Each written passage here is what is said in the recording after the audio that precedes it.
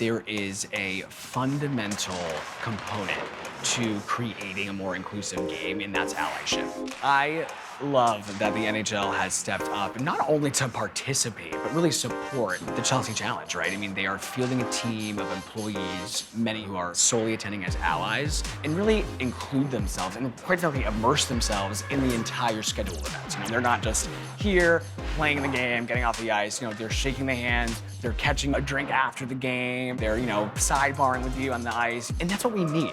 We need allyship at every level of the game, whether that is starting in our backyard, you know, rinks and, you know, in our towns and cities across the country, all the way up to a global platform, which the NHL really provides. So it's critical, and it all comes back to allyship. When I'm out there, it's not just me representing the Shield, but it's the entire organization, the NHL. And seeing the impact on the opponents and what our participation meant to them, that's what brought me back year after year, and how much having the NHL's Shield and their presence means to them. We've had the Cup show up, we've had NHL players show up, all the handshakes and introductions. It's a good time for everyone. The social events give you the opportunity to meet other hockey players, right?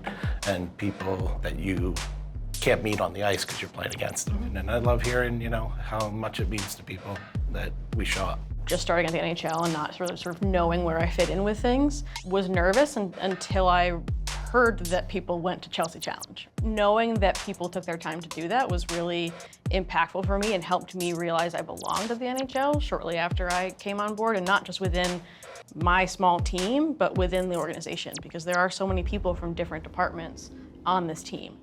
And so for my new, at that point, coworkers to be doing that with me was really powerful for me. And that's why I've said to you all, maybe 15 times every Chelsea Challenge, how much it means to me that you're there, and how much I know it means to other people, even if they're not saying it. It means a lot that you all are not just there to play hockey and leave, but to really build relationships and show folks that there are people within the NHL who want to play with you. It was one of the best experiences I've ever had playing hockey. I played a former NHL player, played in college, and the number of people that I met in a different atmosphere was what made it so great. You know, I got to go out and play the game I love with a totally different population of people and make new friendships, and there's people that I still am in touch with just from that. I've met people from the office, so it was a huge kind of step for me to be able to get there and connect with you know, people that are necessarily different in the hockey community. And it was wonderful, and I'll be back every year that I can go.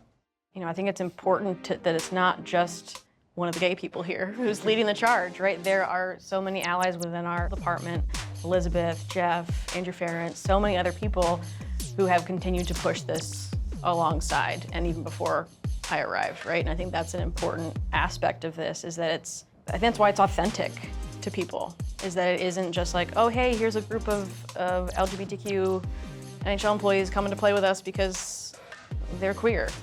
No, this is a group of employees of the NHL who want to come show support, and that it's not just driven by queer employees, it's driven by so many people across the board. Having the NHL show face here really means a lot to us, and it shows that we're trying to make some progress for the future. Is just the same as everyone else's hockey community, and we should be able to mix. So I think those have been the really big eye-opening moments for our allies to see that it's just like a non-LGBT tournament. We just happen to be queer.